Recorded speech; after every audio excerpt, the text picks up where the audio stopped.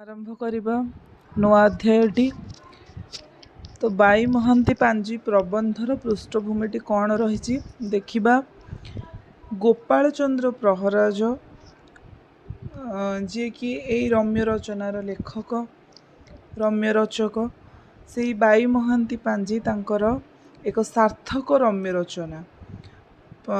प्रहराजंकर by Mahanti पांजी समाज संस्कार मनोवृत्तिर स्पष्ट परिचय प्रदान करे। पाश्चात्य सभ्यता और संस्कृतिर प्रति प्रभाव आमे किपरि निजस्व को भूली व्यक्तित्व को जलांजलि देवा संगे संगे प्रगतिर बाही देई मानविकता शिरे कुठार घात करुछु ताहार चाक्षुष रूपरेख एथिरे निखुण भावरे अंकन करिसेंती। तो ये कहुए पाश्चात्य सभ्यता और संस्कृतिर प्रभाव में आमे किपरि निजस्व को भूली व्यक्तित्व को जलांजलि देवा संगे संगे प्रगतिर द्वाही देई मानविकता शिरे कुठार घात करुछु। आमर जो पाश्चात्य सभ्यता गुड़िक थिला ताकू आमे धीरे धीरे केमिति भूलिबा को लागुचे, निज व्यक्तित्व को आमे किपरि जलांजलि करुचे।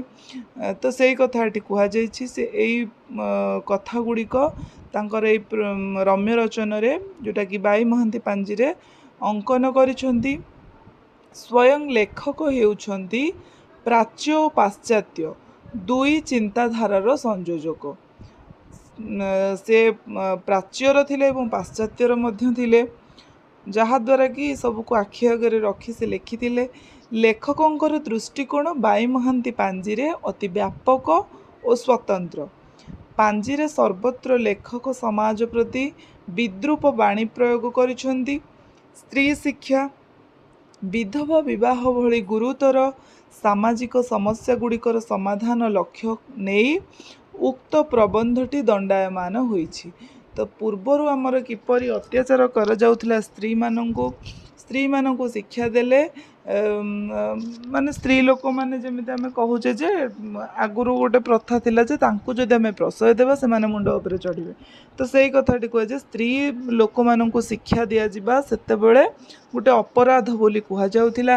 विधवा विवाह मध्य जोर जबरदस्त करा जाउथिला।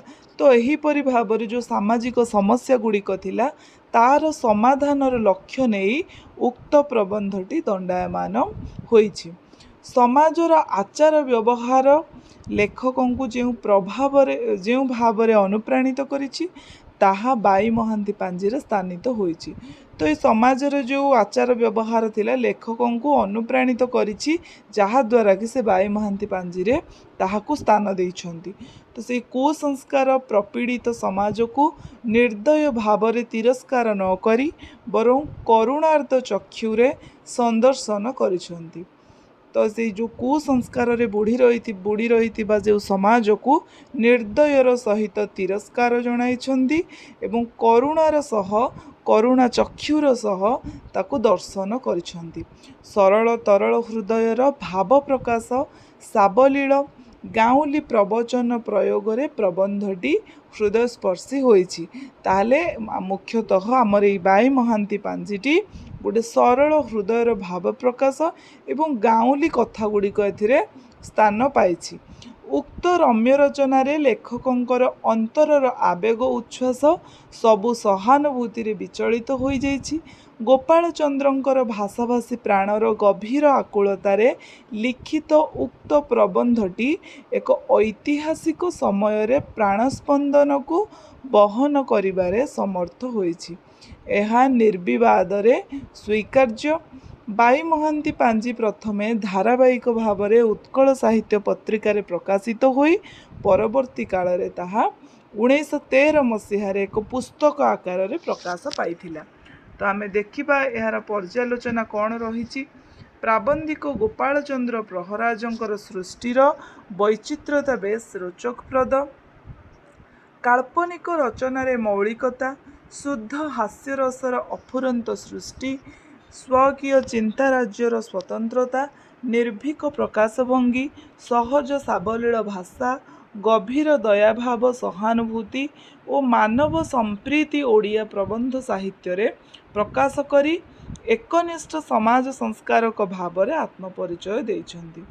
तो तांकर जो बाई महांतीर जो चरित्रटी थिला तो से कल्पनार चरित्रटी थिला जो तो देखिबा आमे तो आधुनिक ओडिया साहित्य रे गोपाल चंद्र प्रहराज थिले गद्य राज्यर जड़े श्रेष्ठ व्यंगात्मक लेखक। व्यंगात्मक कहले आमर हस कथा जोटा बुझुची तो सेई लेखक हस कथा लेखक माने लेखिबार जो शैलीटा थिला प्रहराजंक पाखरे। उत्तराधिकार रे जमीदार व्यवसाय रे वकील हेतु तांको जीवनचर्या बेस स्वच्छल थिला। उत्तराधिकार रे से जमीदार जने थिले एवं व्यवसाय तांकर कहिले वकील। तो यही सबू हेउची तांको जीवनर गोटी गोटी अंग कहले मध्य अत्युक्ति हेबो नाही। तो यही सबू जीवनचर्या तांकर स्वच्छल थिला। तो नेक्स्ट देखिबा कौन रही बाई महांती पांजी रे। तेणु तांकर सृष्टि मानस समसामयिक सामाजिक समस्या मानक उपरे निर्भीक मंतव्य बली बाई महांती पांजी रे प्रदर्शित होईछि। एथिरे तत्कालीन युवक मानकर आधुनिक सभ्यता को अनुसरण करी सृष्टि करिथिबा वित्पात चमत्कार रूपरे अंकित होईछि। तो जो तत्कालीन युवक मानकर आधुनिक सभ्यता को से अनुसरण करिसेंती अनुसंधान करिसेंती एवं तांकर किपरि चमत्कार भाव रे सब अंकित होईछि ताहा मध्य एथिरे दर्शाइछंती। पाश्चात्य सभ्यतार और संस्कृतिर प्रभाव रे युवक मानकर उच्छृंखलता को तिर्यक और व्यंगात्मक शैली रे दूर करने को लेखक कल्पना प्रसूत बाई महांती नामक प्राचीन कालीन चरित्रटी को सृष्टि करी प्रबंध को उपभोग्य करछंती। तो एठी जो हम बाई महांती रही से बाई महांती नाम रे गोटे चरित्र को से सृष्टि करिसेंती तांको प्रबंध द्वारा, जहाँकि पुरातन जो कालर लोक माने आधुनिक शैली को आपणाईकी जो भली उच्छृंखलता देखौछंती तांको पई बाई महांती चरित्रटी रही। तो ये बाई महांती चरित्रटी कौन देखिबा तो श्री बाईधर महांती जार डाक नाम हेउची कौन ना बाई महांती। से जड़े उपयुक्त शिक्षित व्यक्ति नथिले भी तथाकथित माटीवंश अवधान द्वारा पाठुआ व्यक्तित्व थिले। तालपत्र लेखनी छड़ा कागज कलम रे तांकर संपर्क नथिला। तो से तालपत्र लेखन्ती किंतु कागज कलम तांकर किछि आवश्यक नथिला। बाई महांती बालक बा युवक नुहंती। नंक को गणना अनुसार से 33 वर्ष वयस्क थिले। तो ये बाई महांती जो युवकटी तार बयस थिला 33। चाकिरी प्रयास रे घूरी घूरी जमीदारंक पाखरे शरण पशी पदस्थ हाकिमंकु साग माछ भेटी देई शेषरे हताशा होइथिले। तो देइछि जो चाकिरी खंडे पाई आजिका जो अभाव अनटन जो चाकिरी पाई देखा देइछि सेही कथा कहइछन्ती। चाकिरी पाई से जो बुलंदी जमीदारंक पाखरे शरण पसंदी पदस्थ हाकिमंकु साग माछ भेटी दियंती, जोटा कि आजिका डेट रे चलीछि किंतु तार पैसाटा अधिक हो गलानी। लोक माने सेते बेले भेटी दउथिले एबे भी से भेटी चली। तो चाकिरी पाई लोक माने किछि भी करि दउचंती। तो यही सब करी करी से हताशा होइथिला।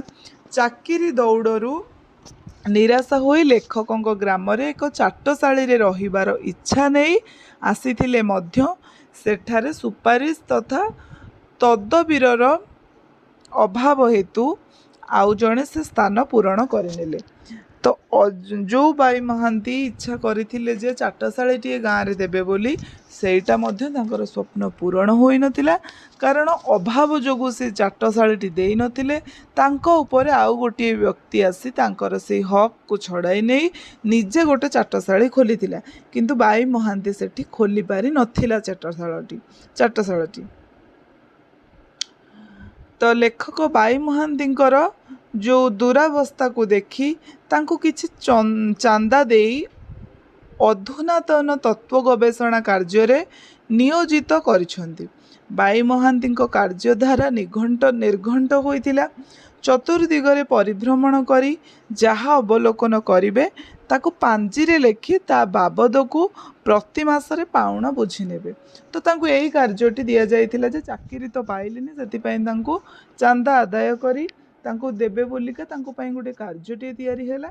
ଯେମିତିକି ଚତୁର୍ଦିଗକୁ ସେ ବୁଲିବେ, ଯାହା ସେ ଦେଖିବେ ସେଥିରୁ କିଛି ଅନୁମାନ କରିବେ, ଯାହାକୁ ସେ ଅବଲୋକନ କରିବେ ତାକୁ ସେ ପାଞ୍ଜି ମାଧ୍ୟମରେ ପାଞ୍ଜିରେ ସେ ତାକୁ ଲେଖିବେ ଏବଂ ତା ବାବଦକୁ ତାଙ୍କୁ ପ୍ରତି ମାସରେ ପାଉଣା ମଧ୍ୟ ଦିଆଯିବ।